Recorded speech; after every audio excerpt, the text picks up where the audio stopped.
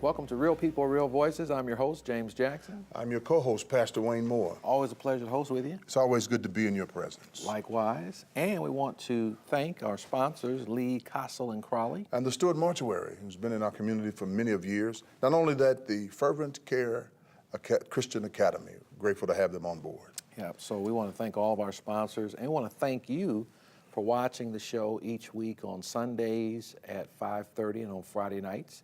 We really appreciate that. You can also go to our YouTube channel and become a subscriber. You can watch this show when it's over, or you can watch other shows that you might have missed. Always a lot of great information. Yes, it is. Today we have some great information as well. Yeah. Dr. Jeff Papa is going to be he wants us to call him Jeff. So, yeah, and we're going to do that. Yeah, we're going to do that. Yeah. So he's going to tell us what he's doing. And he's done a lot. Yes, and I'm telling you, anytime a person can help children, it excites me.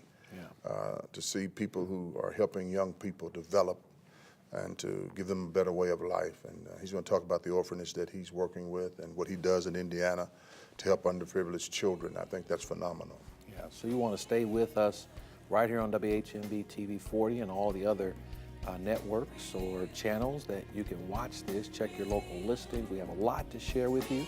We'll be back after this.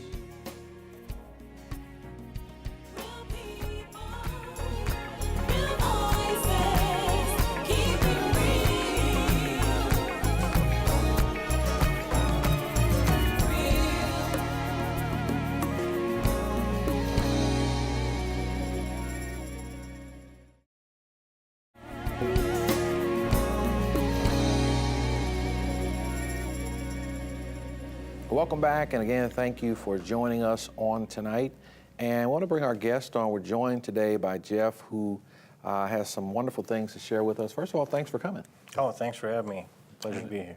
Happy to have you, Jeff. Thanks. Youth Enhancement and Training Initiative, also known as YETI. Talk to us about that. Yeah, well, the primary purpose of that was to build an orphanage in Nepal. I taught English there for a while back in 2000 and saw a pretty terrible need. There was a horrible civil war going on there. It lasted about 10 years. Very poor country to begin with. A lot of kids without parents, a lot of kids without homes. They don't typically get much education or help anyway, but it was particularly bad. So my friend Steve Wolf and I and my former wife, Ann Thrasher, we decided to try to do this. And we worked with the group I had worked with to teach English, and we raised the money to build the orphanage, and now we support it on an ongoing basis every year to pay for the operation of those kids. So we started in 2003.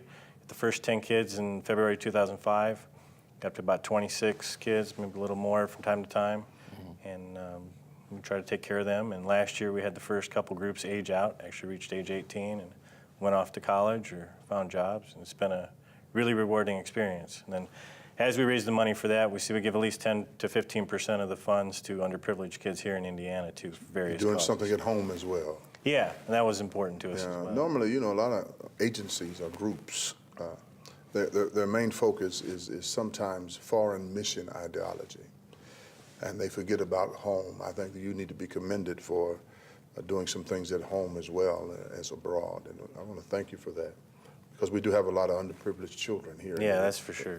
In our own space, so thank you for that. And Jeff, you say 100% of the funds goes to the effort. You don't have any employees or anything like that. So how can people help to make sure that the funding is there to continue the work? Yeah, well, our board is all volunteer. We don't have any employees. When we do have expenses, it comes out directly out of our pockets. Even when we go over and visit them, it comes out of our pockets. So everything that's raised goes directly to the kids, with the exception of the catering fee from the annual dinner, which is, I think, maybe what you were asking about, how can people help? Yeah. The biggest source of our funding is the annual dinner, which this year will be February 12th. And so people come, we have a silent auction, we have Dr. Dietzen from the Timmy Global Foundation speaking. Miss Indiana is going to talk. She's got a platform about helping kids in domestic abuse, so she's going to talk. KP Singh is going to say a few words. He'll share some wisdom with us. It's just a great event, a fun event. We raise most of our money from the silent auction and ticket sales. And we also do a Skype call with the orphans in Nepal during the dinner, so that's always a highlight of the night as well. Before we move on, look in that camera, if you would, and give some information so people can know how to donate to this situation. Oh, okay. That camera there, tell us. Number 3. Well, you can reach us at www.yetikids.org. There's a donate button there through PayPal. You don't need to have a PayPal account. You can donate there. or you can sign up to go there or to go to the annual dinner on February 12th, which tickets are $40 and kids are free with an adult ticket. If there's somebody who really wants to come that can't afford it, they should just let me know, and we'll try to take care of that for them as well so they can get introduced to the organization or contact me directly. Then we also do a St. Patrick's Day event, which is free. We usually do it at the Antelope Club, and the Antelope Club is very generous. They give a portion of the proceeds from that night, and we give all of that to the Holy Family Shelter in Indianapolis from that event. Phenomenal work. Yeah. Of course, you've been involved from the start, and it's great satisfaction from doing these kinds of things. How important is it for these kinds of initiatives to continue? Well, I think it's critically important. I mean, you know, the government agencies are always running short on funds and changing what they do, and so, you know, they try where they can, but they can't reach all the need. And we know, like you mentioned, there's a lot of need out there. I came from some pretty modest background, and I understand, you know, a lot of people even way worse off than that. And Right. we got to do what we can. You achieve any level of success, you got to help. How did God fix your heart to do this? Well, I think I've been blessed to, like I said, I come from a very limited background to have had some success, and there's an obligation to try to bring some other people forward in the same way there too. And I mean, how can you see kids in that circumstance and not help them? So the orphanage started because I saw kids in terrible circumstances in Nepal, but you know, we know there are kids just as bad off here that they're really hurting. How many children do you have in Nepal now? It's about 26 at a time that we have there. And the original idea was, you know, I'm an immigration attorney, and the original idea was we'd do international adoptions. And You've been busy, haven't you? yeah, and we would raise some money that way and pay for the kids, but the kids got there and they bonded as a family unit and they didn't want to leave. I mean, they would have if we made them, but, you know, they became a little family. There were 3 girls that were a little bit older than the other kids, sort of became mother figures, and they hadn't had family before, and they bonded, and so we said, all right, well, new plan. We'll just figure out a way to raise the money, and they can grow up there. And it's had a lot of spin-off effect, too. We employed a lot of unemployed people there, and these kids in Nepal, I think the average is 2.4 years of education total, and that's mostly the boys. The girls don't even get that. And our kids, not only, you know, they may not have made it as orphans, especially during wartime. Our kids not only made it, but most of them are either most of the boys either want to go to college or be police officers or army officers, and they say so they can help people. That's the reason they want to do that. And most of the girls want to be doctors or nurses. So we think we're not just helping our kids, but they're going to help a whole lot of other people down the road. Phenomenal. Yeah. And Jeff, are there any plans to go somewhere else in addition to Nepal, or is this the only one? Well, we have some spin-off items there. I mean, they worked with another partner at a school next to our orphanage.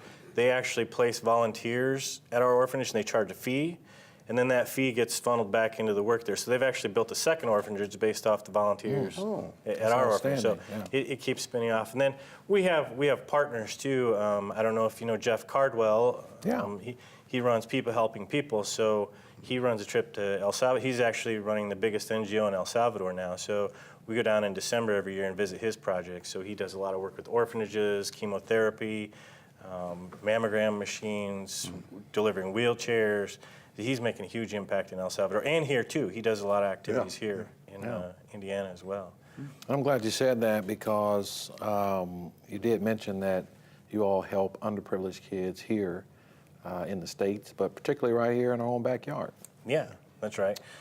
So for example, like I had already mentioned that we have an event where we give all the funds to the Holy Family Shelter, but we also have, if you go to our website, that YetiKids.org, you can look, there's a list of some example projects we've worked on. So a lot of the things we'll do would be, like if we see there's a kid in need, has a big medical bill that's being unmet, we'll try to help out with it. We're not talking big dollars, but we do what we can. Yeah. And we've done other one-off projects, like we give kits of backpacks to Boone County for kids that were taken in by DCS or Child Services, so they'd have, you know, a toothbrush and a pillow and a teddy bear. So your kind of stuff. primary focus is underprivileged children. Yeah, here or there.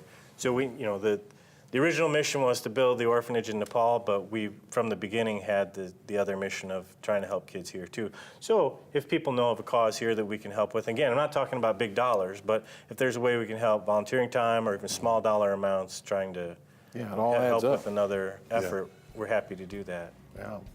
Well, thank you and all the best to what you do. We appreciate it.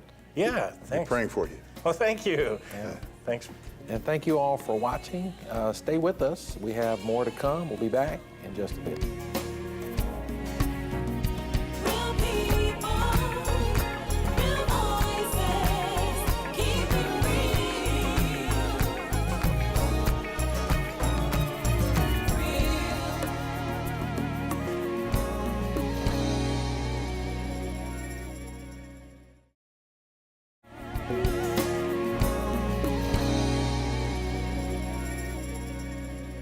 Welcome back to Real People, Real Voices, and we're excited about our next guest, April Yvette of April Yvette International, LLC. Thanks for joining us. Gosh, thank you so much for having me here today. Yeah, it's a lot of energy. You bring a lot of energy, and just being here, you've done so much, certainly won't be able to cover it all. But talk to us about April Yvette International. Well, kind of organically, I started a company after I had some success in business and was on the show Shark Tank, and then I started having people asking, can you help me? So I started that company to do motivational speaking as well as to do business coaching and consulting for purpose-driven entrepreneurs, more spiritual entrepreneurs. Spiritual. Yes. Thank you. That's good That's stuff. important. Yes. Very important. And April, you talk about everything's possible, and you want one of your goals, as I understand it, is to help people break past fear and to go on to become everything they can be. So how do you get people to do that? That is such a great question. One of the things that I learned on my own journey of life is there are 3 things that you need to have a breakthrough. And just briefly, I'll share with you, you've got to believe it. You've got to believe that it's possible. So you've got to learn how to shift from doubt to unshakable belief, because what you believe, you create, and it can become possible in your life. So you got to believe it's possible. And then next, you've got to be willing to let go of the victim story, and you've got to become the hero in your own life and rescue yourself. If we're waiting around on somebody else to do the work for us, to save us, to rescue us, it's not happening. We have to do that ourselves, and that means taking action. Calvary's not coming? Right. They're not coming. Way. Nope, we can sit around with our sad story all day long, but we're going to still get the same old results and stay stuck or keep getting what we've always got. And if you want a breakthrough, you've got to rally that inner hero and say, you know what, I don't know how to do this, but I'm going to trust and I'm going to get out there and find a way and pray along the way. Yeah, well, prayer is important. Yeah. How does one find the inner hero? The way to do it is, I think it's a decision. Here's how it happened for me. Getting to a point where you're sick and tired of being sick and tired. A point where the pain of remaining the same is greater than the pain of change. When you get to that point, that's when you're ready. And when you're ready, you make a decision. And the decision is, I am choosing to no longer to stay in this situation or in my circumstances. And so today is the day to do something radically different to get a radically different result. So it's a decision, and for most people, they have to get in enough pain before they're willing to say, okay, I'm done. I'm going to change this. And then that's when they start looking for help or mentors or reading a book or going to church or whatever it is that is the catalyst to get the momentum going to get the change or the breakthrough. That's phenomenal. So you've mentored or coached a lot of people in your time. What is the differentiating factor after that you've motivated or after that you've given a speech? What have you observed, that differentiating factor between those who actually do it and those who just had, they were just motivated? There's a difference between somebody who takes action and somebody who's just motivated for the day or for the week, but then they fizzle back out. So here's what I teach, especially with my clients. To get a real breakthrough, you have to solve the problem at the root cause. And the root cause comes from a core wound it's a limiting belief that gets linked up in childhood, usually from age 0 to 7 years old. So if you can go back in your history and you can identify that original event where that core wound, like a core wound could be fear of not being good enough, or I am worthless, or it could be a fear of not being loved or lovable, for example. There's different core wounds, everyone's different. But that's really how you have the breakthrough. Core wounds. It's healing the core wound at the root cause, at the original event. When you cut the cord there and you reframe the meaning of that original event, so you're literally deleting the old limiting belief that you linked up many years ago, and you're installing in your brain a new empowering belief.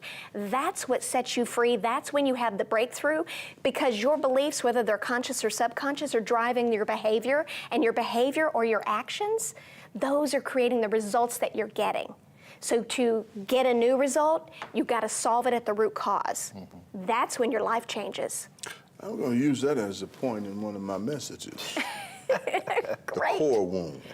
Yes. You're going to say April Yvette says.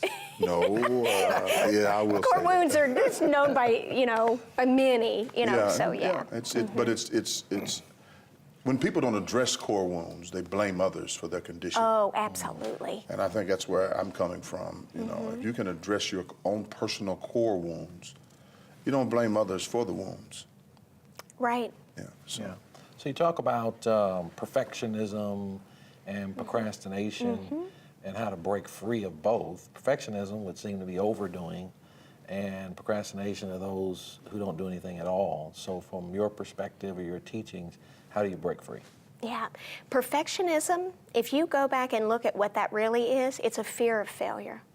And what we do is we try to use perfectionism to appear like we're really just excellent, and that's important to us, and that we're high achievers, and we just want to get it right.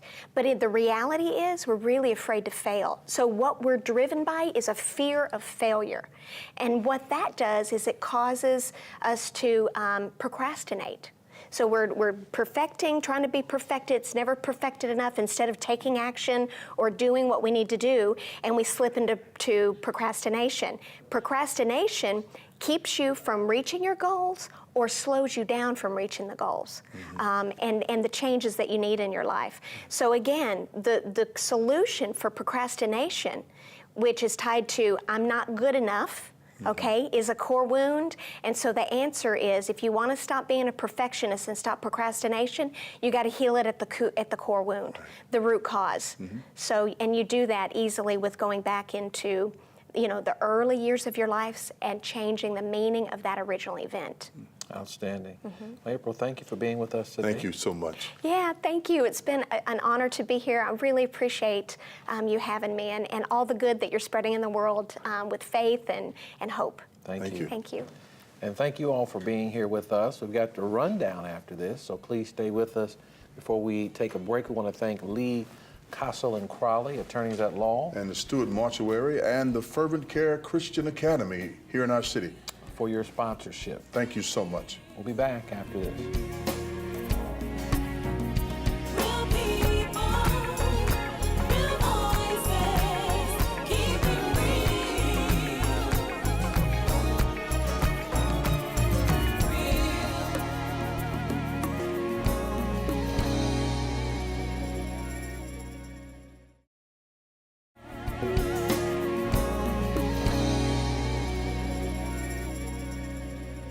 Welcome back to Real People, Real Voices. For the rundown, I'm Pastor James Jackson, your I'm host. Pastor Wayne Moore, my friend. And I'm Faith McKinney, your executive producer. Great show today with April Yvette. Yeah. And man, she is just has a lot of energy without even saying anything. Right? Oh, yeah. Yeah, she enters the room and it just lights up and you just expect something to happen, something really good and wholesome. That's just the vibe that she Yeah. gives me. But she's got such a gift, and to be able to take an idea and see it through. Yeah. She was on Shark Tank and she had a successful business, and she has a successful business now. But to be able to take an idea Yeah. and see it through is truly Phenomenal. Yeah. phenomenal. Yes. Self-made millionaire, as I understand it. And her thing is, it's possible for anybody. If you can break through your fear, Yeah. Core wounds. core wounds, and do what you're called to do, do what you're gifted to do. Absolutely, and she's got it, and she shows other people how to, get over that hurdle, and helps people figure it out, and she helps people get go viral. That's one of the things. And you're one of the people she helped. Well, in fact, I didn't realize what she did until recently. But I just knew that she was really very successful. But to learn that, wow, she can help us go viral. Yeah. I said, hook a sister up. Speaking of hooking up. Oh no, not that hooking up. No. Oh, We're okay. talking about something else. I'm not sure. We're talking about hooking up a show in addition to this one. Yeah, we'll have a special with this show. We're going to call it the Community Rap. And the Community Rap is going to consist of myself, you, Pastor David Green, and President Stephen Clay of the City County Council, pastor of Messiah Baptist Church. And we're going to be talking about community issues. And we're going to be talking about those issues to where we can have the community understand and listen to what's going on in local politics, not only in local politics, but in the faith-based community. And that's what we plan to do, have a community rap session with the president of the Indianapolis City County Council. Yeah, and it's a show inside of a show. The show inside the show. And So I think you're going to really enjoy that, all the issues that you might be dealing with in your life, or you might have some things with regard to the quality of life in Indianapolis and Central Indiana that you would like discussed. And you can send that information to us. You can leave it on our Facebook page, or you can contact us through the YouTube channel. We'd certainly like to hear from you to help us with content for that, so we can talk about that. yeah, that's what we want. It's a community show. We want to make sure that you tell us what you want to hear from these people who are going to be here with us, myself, Brother Jackson, Brother Green, and Brother Clay, and we're going to talk about our community and how to make it better and what we can do as a community to make it better. And that's what we want to talk about. Well, Faith, always a pleasure to host with you. Happy to see you today. It's my pleasure to be here. Yeah, always good to have those of you who are with us each and every Sunday at 5:30 and on Friday nights. Thank you so much. We'll see you next time on Real People, Real Voices.